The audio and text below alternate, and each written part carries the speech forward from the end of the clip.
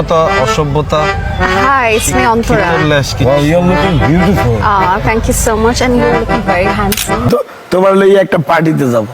কি হাডি ডিজে হাডি নি কোনো? আই উল্টা আল্টা ওসব কি হিনছি? দীর্ঘদিনের জনপ্রিয় ধারাবাহিক ব্যাচেলর পয়েন্ট আবারও আলোচনায়। একদিকে ফিরেছেন দর্শক প্রিয় অন্তরা, অন্যদিকে যুক্ত হয়েছেন নতুন চরিত্র স্পর্শ।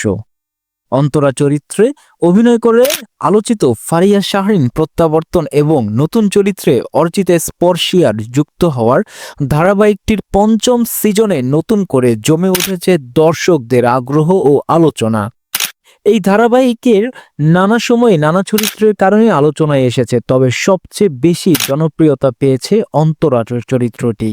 কয়েক বছর ধরে ধারাবাহিকের সঙ্গে যুক্ত থাকলেও সাম্প্রতিক সিজনগুলোতে ফারিয়া শাহরিনকে না পেয়ে দর্শকরা অপেক্ষায় ছিলেন। সেই অপেক্ষার অবসান হয়েছে পঞ্চম সিজনে তার প্রত্যাবর্তনের মধ্য দিয়ে।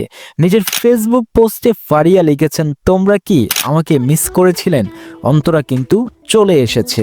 পোস্টটিতে দর্শকদের উচ্ছ্বাস ছিল চোখে পড়ার মতো। কেউ লিখেছেন, অন্তরা ছাড়া ব্যাচেলর পয়েন্ট অসম্পূর্ণ।